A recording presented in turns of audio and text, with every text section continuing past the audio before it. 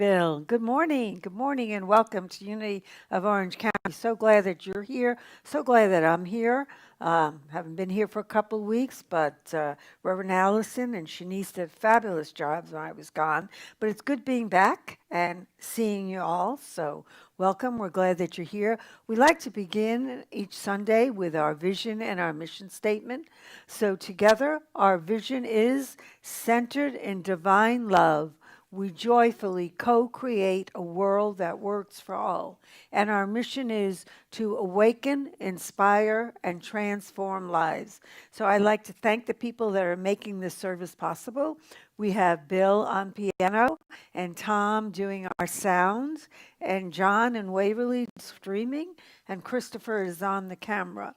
And so we're grateful for all of you being here. We are having our town hall meeting today at 11 o'clock on Zoom.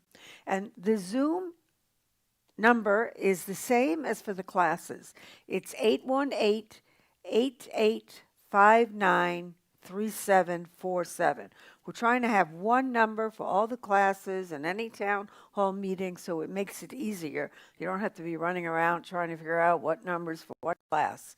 So also we have several classes going on. We have our Wednesday class at 6:30, which is based on the book Living Originally. And then we have our spiritual discussion group on the first and third Sundays at 11 o'clock a.m. And it's based on the quest, our spiritual journey of rediscovery by the Jafolas. And then we have a gratitude circle meeting next Sunday, and then after that, every fourth Sunday of the month. And again, they all have the same Zoom number. And so I hope that you all come today for the town hall meeting. You know, whether you're a member of this church or not, we just appreciate your input. We'd like to tell you how last year went, our hopes for this year, and maybe hear from you some ideas that you may have for us to better serve you, because that's what we're here for. We're here to be of service to you. And if you want to find out what else is going on at the church, you can go to our calendar at unityoforangecounty.org and just click on any of the things on our calendar. And so the daily word for today, which is January 24th, 2021, the word for the day is oneness. I am divine. I am divine. Over the years, I have learned there is a spark of divinity within me and with all people. This divine spark binds us as members of one family and deepens our awareness of God. Today, my understanding of my divine entity expands. My divine nature is so much more than a spark. It is my essence, who I truly am. I realize I don't have to rely on anything outside myself for love, comfort, and guidance. Everything I could ever need from God is already mine and is expressing as me. My realization of oneness extends to all people, whom I now see as fellow divine beings. Freed from all illusion of separation, I am aware of the divine presence everywhere, expressing through everyone. We are divine. And from John 17:21, that they may all be one, as you, Father, are in me, and I am in you, may they also be in us. I am divine. So let us now take that thought into our very beings. As I invite you to close your eyes and take a few deep breaths.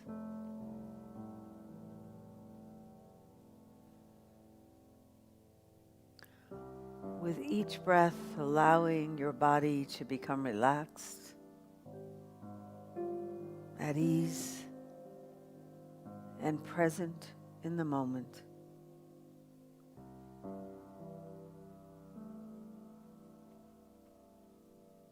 We are one. We are one with God. We live and move and have our being in the very presence of God. So everything we need, we already have. The only thing we lack is the awareness of that truth. And so I invite you to take time and go within to the inner sanctuary of the soul, the place of the Most High.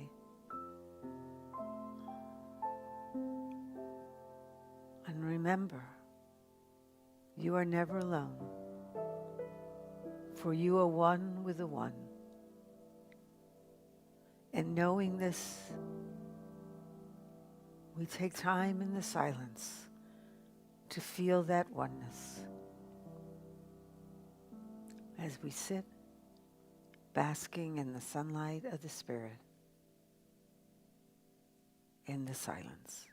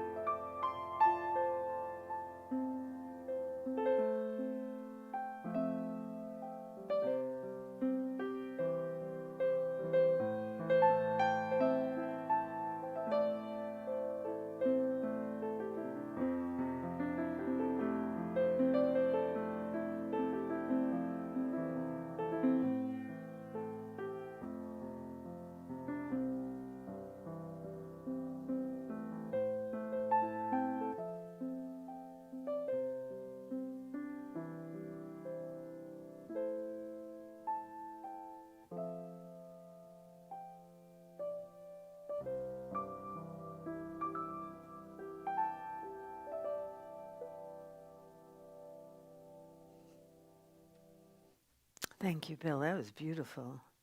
So today we're kind of talking about a topic which may seem a little large or a little hard to get at least for me, sometimes to get my head around, and it's what is God, or what is the nature of God, and how do we experience God? And I get probably asked that more than any other question as a minister, well, what do you believe God is, or what is God? Or I've had people say to me, you know, I I want to be able to feel God, or I want to be able to know God, and I don't know how to do it. And why does God do bad things to good people, and why do bad things happen to people in the world? It just gets on to a lot of questions. And, we're doing this year, we're kind of following the quest, journey of spiritual discovery. And my favorite chapter in this book, I mean, I was so excited that this chapter this week is about what God is. And I remember the first time I read this chapter, I thought to myself, wow, yeah, that's what it is. That's what it is. And so they have this wonderful story at the beginning. And this is the story. In a tiny Italian village stood a most beautiful church. For as long as anyone could remember, people had come from near and far just to see the magnificent fresco called the Holy Family, which was painted on one of its walls. But an unfortunate day during World War II, the village was bombed, and part of the famous fresco was reduced to rubble. After the war, the church was rebuilt, with the exception of the one wall. Where the beautiful fresco had once been, there was now only a little more than half of the work left, sitting side by side with a glaring stretch of brand new plaster. The saddened villagers desperately sought to salvage their treasure. Artists and experts from all over the world were brought to the church in hopes that they could restore the beloved painting.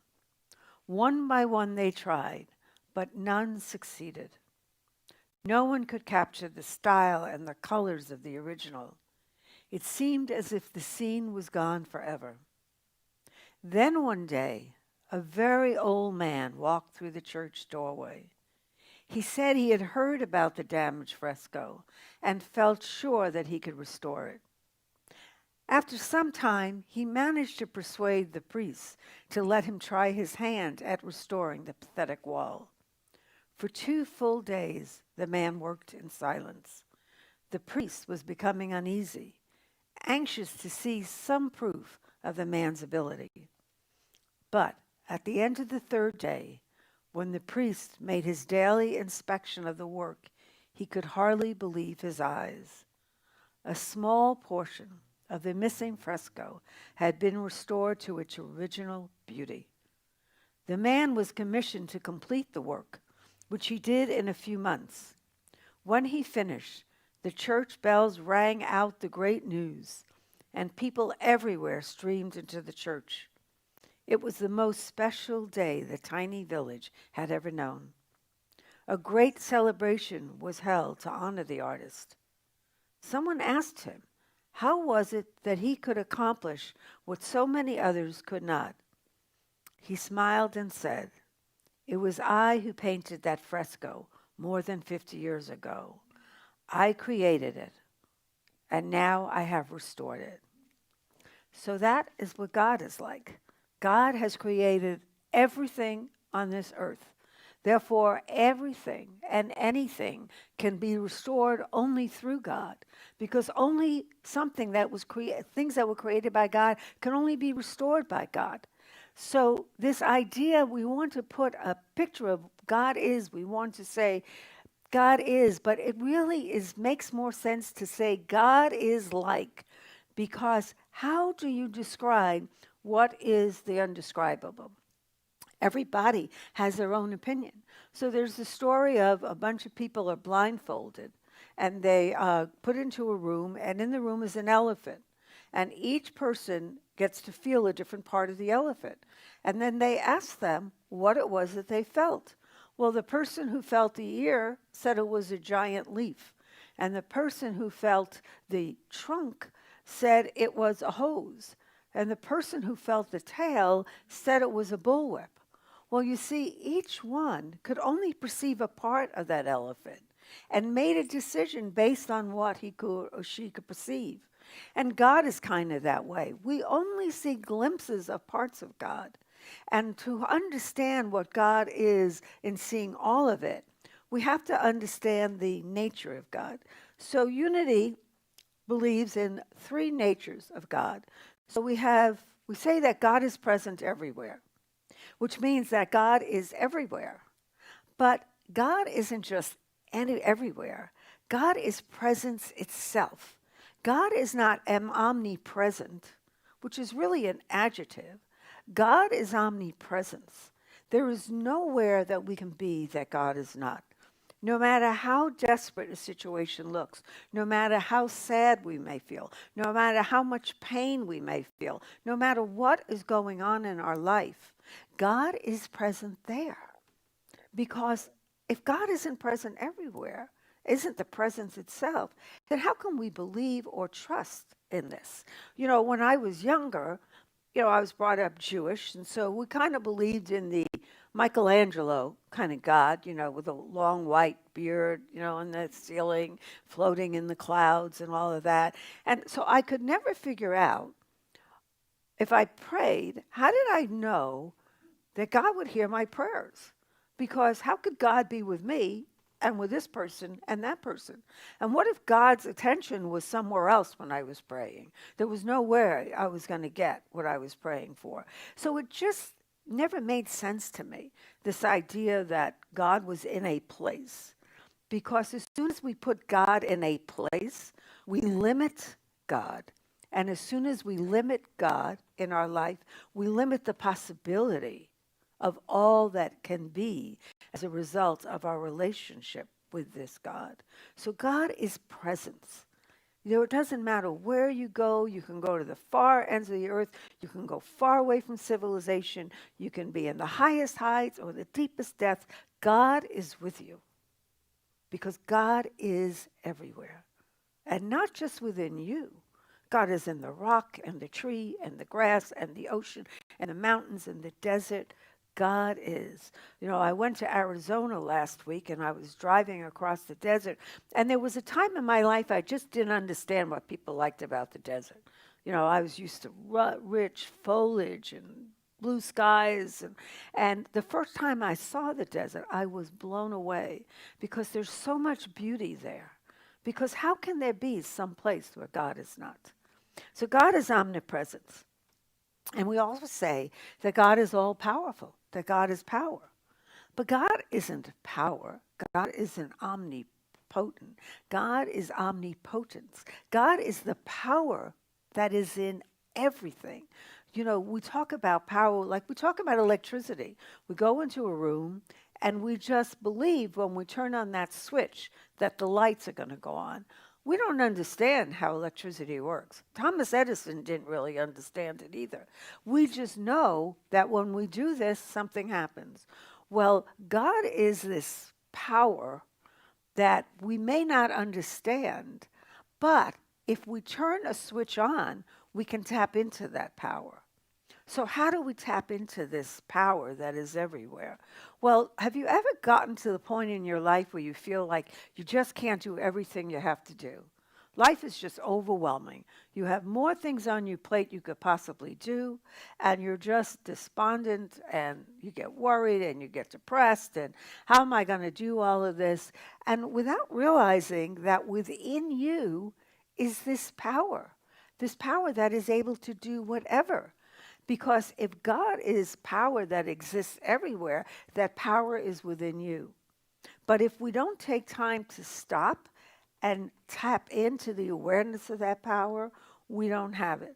So years ago, one time, we had a retreat center, and we were having a retreat coming, and I was the cook and janitor, and along with Christopher, and it was like 3 o'clock in the afternoon, and I had to make dinner for people at 5 o'clock, and I was like, there's just no way I'm going to get all this done. And then all of a sudden, I had this thought to stop. Instead of rushing around, to stop and pray, and to take a moment in the silence to tap into this power that is within all of us. And what happened was, all of a sudden, I was energized, and I was able to get done everything I could do. Not through my own power, but through that power that is within all of us. So we also say that God is, all-knowing. But God is much more than all-knowing. God is omniscience. God is the wisdom and the knowledge itself. There is nothing in this universe that is not part of God's mind. And so when we are faced with a decision or we don't know what to do, We can read a lot of books, we can talk to a lot of people, we can make pros and cons, and all of that is wonderful. But there's something about sitting in the silence and going within, because deep within us is that wisdom, that omniscience, that knowledge that is God is within us. The woman who taught me meditation years ago used to say to me, you go within and tap into that wisdom, that wise being that is within all of us. Because God is more than just knowledge in one area. And that wisdom, just like that power and that presence, is not just something that is outside of us, but it is something that is within us. And so we realize that God is more than all this. And then God is good. So this brings up this question of, if God is good, then why is there evil? Well, that's a whole nother chapter. But I will say this, that God is good. And that means that in everything there is good. And we're going to get more into that in a couple of weeks. But the fact is that that part that is God, we can't describe God. You can't describe God. God is beyond description. So there's a wonderful Taoist story, which, the Tao is just another word for God as far as I'm concerned. So the story goes, once upon a time, a young fish asked an old fish, everyone talks about this thing, ocean. What exactly is it? The older and wiser fish answered, the ocean is that which surrounds you on all sides. The younger fish didn't understand. What do you mean? There's nothing around me. If the ocean surrounds me on all sides, why can I not see it? Of course you cannot, said the old fish patiently. The ocean is both inside you and outside of you. When you move, it moves with you. When you stop, it stops as well. You were born in the ocean and you will die in it. It wraps itself around you, just as your own skin does. But how can I tell if it exists if I can't see it? You must use more than your eyes. You may not be able to see the ocean, but you can definitely feel it. Trust your feelings. They are the key. So these feelings are the key. So I also want to explain the sages, when trying to explain the Tao, I'm going to read this definition. I want you to replace the word God for the word Tao. Whatever the ultimate principle is that underlines reality, we call it the Tao. Whatever the one truth is at the center of all spiritual truths, that is the Tao. Whatever the universal source of consciousness is, we will give it the name Tao. Whatever the force that is ultimately responsible for moving everything in the universe, from galaxies to human beings to subatomic particles, that force is what we call the Tao. So this Tao, this God, is something that we can't understand completely. We want to understand it with our minds, but we only have to feel it. So yesterday I was listening to this woman speak on a Zoom call, and she was amazing. The story was an amazing story, but in the story she talks about this. She met this man. They had a wonderful relationship. The marriage was everything. It was just great. And then he died. He was in the military and he died. And she was just grief-stricken. I mean, she just did not know what to do with this grief. She couldn't understand how, this love that she believed was God's will for her could be taken away so soon. And she just was inconsolable with the grief. And so one day she was sitting there, just sitting in the silence. And then all of a sudden, she felt like she was being wrapped around with this gentle blanket. And what she heard was not words like, it'll be okay, or he's with me, or all is well. All she heard was, I am here. And that is the way we sometimes experience God. In my own spiritual experience, it was the same thing. I felt like I was being wrapped around by something. Nothing that you could see or explain. And I could hear this, I am here. I could feel that presence was there. So we can look in the books, we can go and ask every minister, priest, religious person, spiritual person, what is God? But the only way that we can truly understand what God is like is to feel it.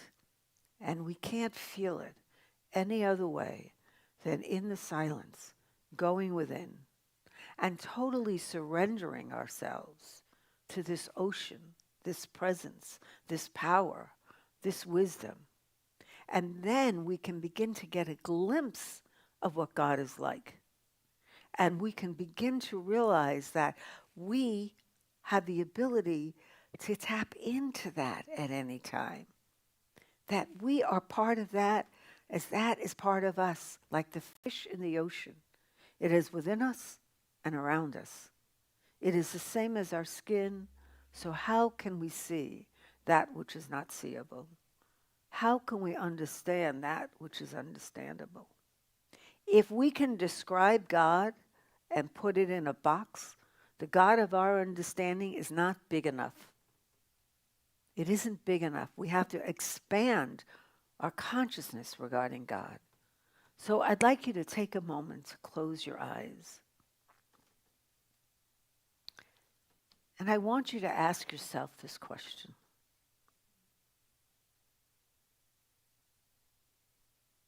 What is it I believe about God? Have I tried to put God in some kind of box? To put God in some kind of limiting description? To put God in terms of our humanity? When we think about God, do we put our own stuff in that description? Or do we take time to think about this presence, this power that is so indescribable that we can only feel it? It might be in times of meditation, but it might be in times of looking out at the ocean and beginning to just get a glimpse of what God is like. Or maybe looking at some beautiful flowers and seeing the gift of life that is in those flowers. Or staring at a small seed from a watermelon, a little black seed, and trying to comprehend how that little seed becomes this big fruit with this hard green edge and soft, juicy fruit on the inside with all these other little seeds. How does all that happen? It can only happen through a power and a presence and a knowing that goes beyond anything we human beings can describe. So if your God is limited by your beliefs, don't give up on God. Change the way you think about God. And when you do that, a whole universe will open up to you. And you will get to finally experience a glimpse of what this being, this it is, that is omnipresence, omnipotence, omniscience, and is always good. And so it is. Amen.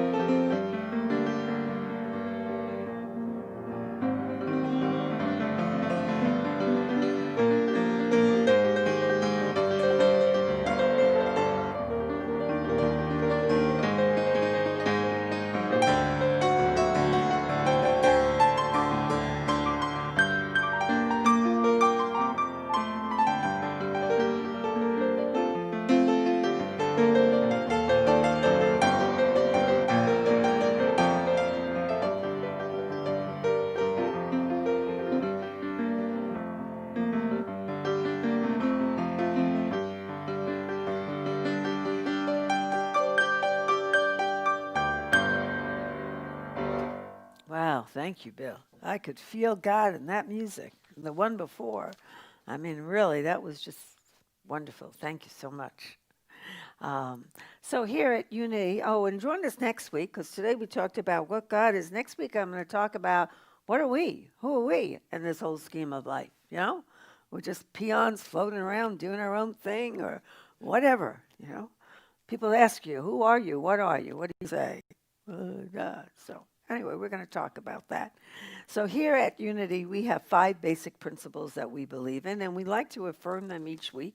And the first one is God is all good and active in everything, everywhere. And I am naturally good because God's divinity is in me and in everyone. And I create my experiences by what I choose to think and what I feel and believe. And through affirmative prayer and meditation, I connect with God and bring out the good in my life. And last, I do and give my best by living the truth that I know I make a difference. And there are lots of ways we make a difference. One way is through the financial gifts you give us, and you can do that by texting us at 77977 and putting Unity of OC Give in the message. You can go on our website under Donate and give it through that. You can do it the old-fashioned way of writing a check. We still accept those. And you can do it if you have our app. So there's a lot of different ways in which you can give. But there are other ways you can give. You know, your participation in this spiritual community is another way of giving. Coming to the town hall meeting today is a way of giving because we not just tithe our money, but we tithe our time and our talents and treasures. So there are lots of ways for us to give. You can also go and instead of going on Amazon to buy all your stuff, which most of us are still doing, you can go to Smile Amazon. And then you can pick Uni of Orange County and we get a small portion of that. So there's a lot of ways that we can give, and we hope that you think of us.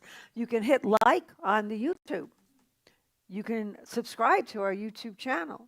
So think about how you can give back. It's just wonderful. And so now if you're getting ready to give your gift, I invite you to take your gifts, your treasures in your hand, and to affirm together our blessing. Divine love through me blesses and multiplies all that I have, all that I give, and all that I receive. And I am grateful. And I am grateful. I'm grateful you're all here. I'm grateful to be back with you. And now let us close with our prayer for protection. The light of God surrounds us. The love of God enfolds us. The presence of God protects us. And the presence of God watches over us. Wherever we are, God is, and all is well. Bless you. Have a great week. Stay safe, and see you next Sunday.